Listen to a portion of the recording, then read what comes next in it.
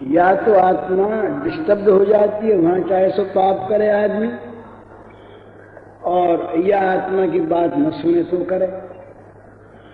तो बुरा कर्म करते करते क्या होता है कि वो अंदर की आवाज मंद पड़ जाती है और उसमें फिर वो बुरे में बुरी बुद्धि नहीं रहती।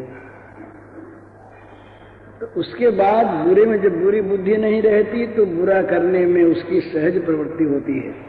और सहज प्रवृत्ति जहां होगी फिर उसे समझावे कौन? समझाने वाला मूर्ख होता है। इसीलिए फिर शास्त्र में दंड की व्यवस्था है। दंड नहीं तो समझ से आदमी मान जाए तो दंड क्यों हो?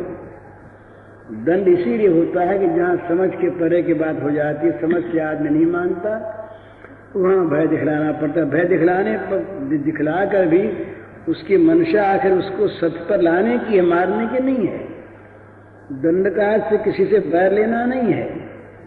दंड का अर्थ है उसको सन्मार्ग पर लाने का एक कठोर प्रयत्न है। जो मृदु प्रयत्न से काम नहीं हुआ, वहां कठोरता से काम लिया। लेकिन दंड से वो काम होता नहीं। प्रायः दंड मन बदलने में जरा देर से सहायता करता है, कहीं कहीं नहीं भी करता। लेकिन सत्प्रवृत्ति जो है ये बहुत सहायता करती है, बड़ा लाभ इससे होता है। कलमाशपाद, कल एक पढ़ा हमने, कलमाशपाद राजा को विश्वामित्र ने उकसाया वशिष्ठ को मारने के लिए। तो एक बड़ी सेना लेकर विश्वामित्र जी पीछे पीछे, कलमाशपाद राजा आगे आए। कलमाशपाद की गुरु थे वशिष्ठ, पर इनको अलग कर दिया था। इधर शक्ति को तो मार दिया था कलमाशपाद ने, इनके वशिष्ठ के पुत्र को। उनके पुत्र पराशर थे। तो पराशर ने तब से शस्त्र विद्या प्राप्त की और शस्त्र लेकर के आ गए बच्चे पराशर। वशिष्ठ ने कहा कि तुम शस्त्र क्यों लेके आए? तो कहा वो शत्रु आ रहे हैं ना, उन सबका विनाश करने के लिए। तो उनका तो विनाश करोगे सो तो ठीक है, पर उसके साथ साथ तुम्हारी ब्राह्मण वृत्ति का जो विनाश हो जाएगा। तो उसने पराशर ने कहा कि मेरे बाप को मारा, उसका बदला लेना है।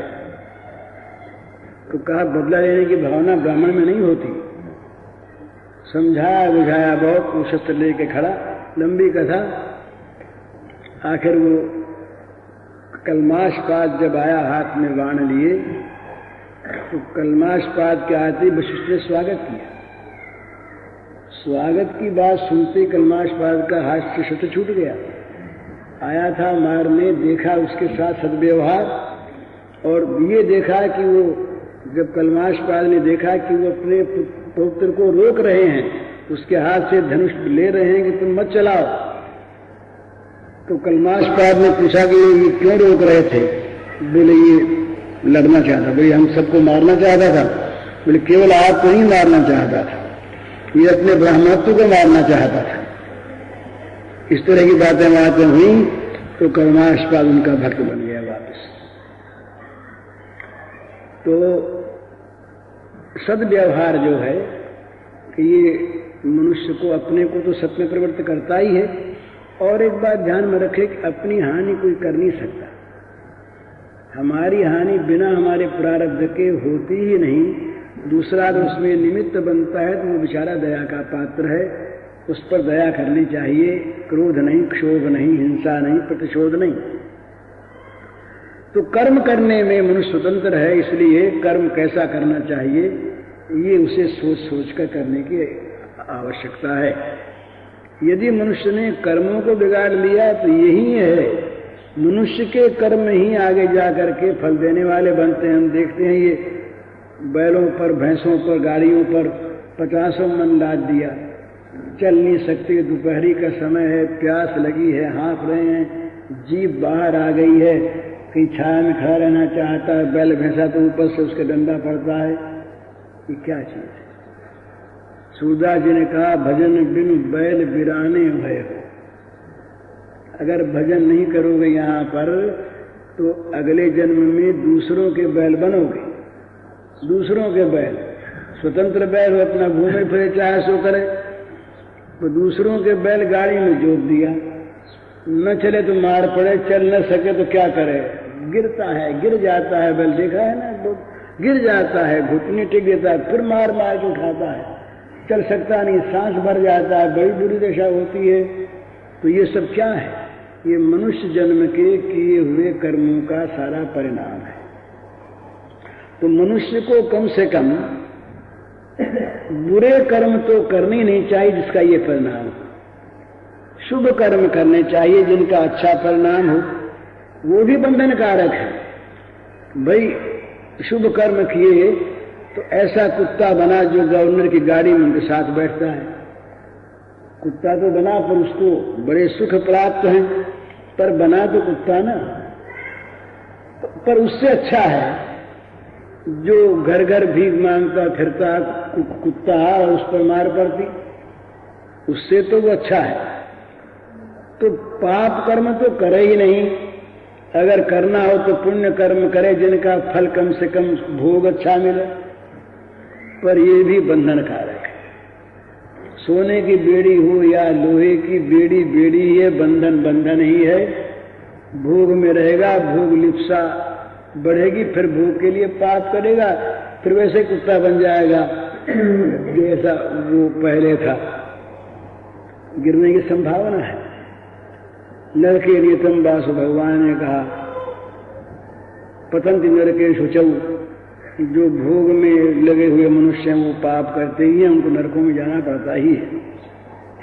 तो इसलिए अच्छे कर्म तो करे, पर अच्छे कर्म भी करे भगवान की पूजा के लिए, भगवत प्रीत्यर्थ करे। बुरे कर्म तो करे नहीं किसी हालत में भी, होश रहते अपनी जान में, और विघ्न आवे तो भगवान से प्रार्थना करे, तो भगवान फलबल में तो इच्छा अनुसार करते हैं, पर बुरे मार्ग में हम जाते हैं, भगवान से कहें रोक दो तो रोक देंगे, रोक देंगे, उनकी कृपा रोक देंगे। तो बुरा कर्म तो करें ही नहीं, शुभ कर्म करें, और शुभ कर्म यदि भगवत प्रीत्यर्थ करें तो मानव जीवन की सफलता हो गई। नहीं तो इतना तो हुआ ही कि भाई फिर अच्छी योनि प्राप्त होगी, अच्छे भोग प्राप्त होंगे, ये तो हुआ। और मनुष्य बन के कहीं विपरीत कर्म किए, तो महाराज आए थे यहाँ कुछ कमाने के लिए और बुरे कर्मों का ऋण बांध करके ले चले, बुरे कर्म, उसका फल क्या होगा? जन्म जन्मांतर में हजारों हजारों योनियों और वर्षों तक भोगना पड़ेगा। ये बात सत्य है कि बीज एक होता है और उसके फल अनेक होते हैं। इसी प्रकार थोड़े कर्म का फल भोगना पड़ता है बहुत बहुत अधिक। साथ ही ये भी भगवान की कृपा का नियम है, डरने की बात नहीं, कि भगवान के शरणागत यदि हो जाए तो सारे कर्म जल भी जाते हैं, सारे कर्मों के ढेर को भगवान नाश करते। अहम तो आसर पापी वो मोक्षयिष्यामि मां शुचः, भगवान ने कहा कि तुम एक मेरे शरण में आ जाओ तो तुम्हें सारे पापों से मुक्त मैं कर दूंगा। सूरज कहेगा अंधेरा मैं हटा दूंगा, हटाना क्या है? सूर्य सामने आ गया, अंधेरा मर गया। सन्मुख हुए जीव मुझे जब कुट जन्म घना सही, तब वही भगवान के सामने जीव आया कि पाप कटे। तो जैसे कर्म का नियम बड़ा कठिन, इसी प्रकार कर्म से निष्कृति पाने का भगवान की दया का नियम भी बड़ा बड़ा सुंदर, बड़ा सरल।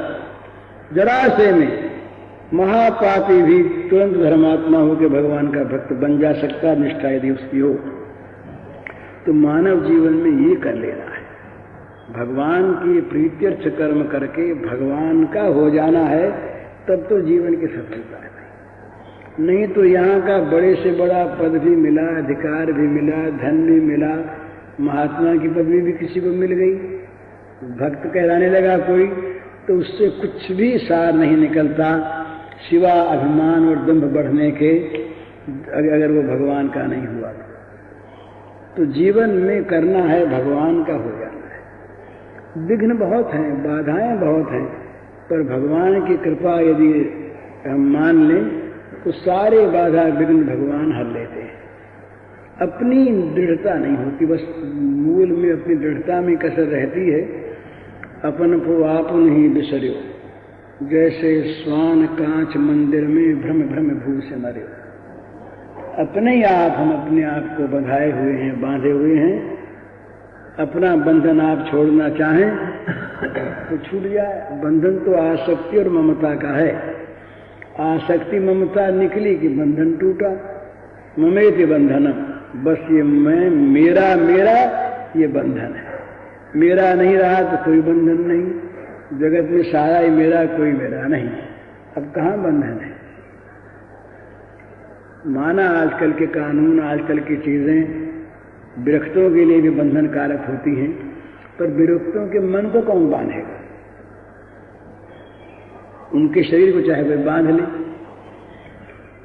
पर अनुरक्ति और विरक्ति तो मन में रहती है। मन यदि संसार से विरक्त है, अनुरक्त नहीं है, तो फिर उसको वो भगवान की शरण में ही है। तो इस बात को समझ करके जीवन का असली काम कर लेना चाहिए मनुष्य को। बीता जा रहा है जीवन, सुनते हैं आज वो मर गया, आज वो मर गया। इसी प्रकार तो कोई आपकी बात सुन लेंगे, कोई हमारी सुन लेंगे, बोले मर गया। और क्या, मरने के बाद भाई अच्छा आदमी था, बहुत बुरा था, कि थोड़ी चर्चा हो गई, किसी ने गाली दे ली, किसी ने प्रशंसा कर ली, खत्म हो गया मामला। जीवन तो चला गया ना। अगर काम नहीं किया तो व्यर्थ गया, तो उल्टा काम किया तो पाप का ढेर ले चले, बंधन ले चले। कुछ ये नहीं कि महाराज जब छोड़ दे कैसे? भोगो, जो किया उसको भोगो, रो करके भोगो। दुख भोगना कोई नहीं चाहता, रोता है आदमी, बड़ा कलपता है, बड़ा बुरा हुआ, क्या करें, कैसे ही भगवान मिटा दे, कोई दूसरा मिटा दे, पर मिटता नहीं, भोगना पड़ता है। बात जो रोगी हो गया, डॉक्टर से हाथ जोड़ता है, वो करता है, अनुष्ठान करवाता है, पर भोगना यदि है तो नहीं मिटता, नहीं मिटता। बाध्य है। मनुष्य कहते हैं कर्म को नहीं मानते। अरे मत मानो कर्म को, पर भोग को अगर न मानने से छूट जाते हो, भोगने से, तब तो समझेंगे तुमने कर्म को नहीं माना। तो जब भोग आता है, चाहे रोते रहो, कराते रहो, भोगना पड़ता ही है, चाहे वहां पर भी गाली दे देते रहो ईश्वर को, पर भोगना पड़ेगा ही है। हम देखते हैं प्रत्यक्ष। तो कर्म को न मानने से काम नहीं चलता। कर्म है, कर्म का फल भोग है, इसलिए कर्म को शुभ करो और शुभ कर्म को भगवान के अर्पण करो, तो मानव जीवन की सफलता है। नहीं तो ये जीवन तो जा रहा, काल नहीं मानता, बस आया ही समझिए, बहुत गई थोड़ी रही, नारायण अवचेत, काल चिड़ैया चुग रही, निषिध न आयु खेत। मोहनलाल जी परसों गिर गए, पद्मे दिन उससे चोट लगी, जानते थे चोट लगेगी। इसी प्रकार गिर जाए मर जाए आदमी, इसी प्रकार हार्ट फेल हो जाए आदमी। तो ये तो वो ही समझे आज से, अपने को समझ ले कि यहाँ से तो मर जाना चाहिए। मर जाए यहाँ पर आदमी, मरा हुआ यहाँ पर अपना रहे, तब तो ठीक। और यहाँ जिंदा रहता तो वहाँ मरा रहता है। वहाँ जो मरा रहता है बस वही अपने को गिराता है। तो यहाँ तो बस व्यवहार का काम करे, भगवान जैसी बुद्धि दे, कर्म में सावधान रहे। सावधान मर कर कर्म करे तो वो कर्म बंधन नहीं करते। मर कर माने ममता आसक्ति छोड़कर, ममता आसक्ति छोड़ दी तो यहाँ से मर गया वो। जैसे मरने के बाद छूट गया ममता आसक्ति, यहाँ की छूट गई, मर गया। तो यहाँ संसार में तो बस बड़ी सावधानी की आवश्यकता है। कि पद पद फिसलाहट है, पर उसको उनको हाथ पकड़ा दे, बस अपना मौज है। फिर माँ को हाथ पकड़ा दे बच्चा, माँ की गोद में आ जाए, माँ जहाँ ने गिरना पड़ लो, माँ जहाँ देखेगी अपने आप बचावेगी, अपने आप गोद लेगी, अपने आप रक्षा करेगी। या तो पुरुषार्थ के मार्ग से जाए तो इंद्रियों को, मन को रोक करके अपना सावधानी से जाए, और या माँ को हाथ पकड़ा, भगवान का आश्रय ले ले, कृपा का आश्रय कर ले। लेकिन करना है दोनों में से कोई एक, नहीं तो जीवन पशु जीवन ही नहीं है। पशु जीवन अच्छा हमसे, क्योंकि पशु तो अपने कर्मों का भोग करके कर्मों के ऋण से मुक्त होकर उन्नत हो रहा है। और मनुष्य यदि विपरीत आचरण करता है तो कर्मों के बंधन में और भी बंध कर अपने को नीचे ले जाता है। अधोगच्छन्ति तामसाः, तामस पुरुष अधोगति को प्राप्त होते हैं। पतन्ति नरकेषु च, अशुचि नरकों में जाते हैं। आसुरी योनिमापन्ना मूढ़ा जन्मनि जन्मनि माम अप्राप्य कुंठितो यान्त धमाम गतिम। भगवान ने कहा कि मुझको प्राप्त करने के लिए आए थे तो मैं तो मिला ही नहीं, माम अप्राप्य। और ऐसे ऐसे कर्म किए कि जिनके फलस्वरूप आसुरी योनियों की प्राप्ति होगी जन्म जन्म में बार बार, और उसके बाद फिर अधमाम गतिम यान्ति, उसके बाद फिर और नीची गति में उनको जाना पड़ेगा। तो ऐसी मानव जीवन की असफलता न हो जाए, ये गति न हो जाए मानव जन्म की, ये सावधानी रखना चाहिए। यहाँ की चीज तो यहीं रही जाएगी, मिली तो क्या न मिली तो क्या, गई तो क्या।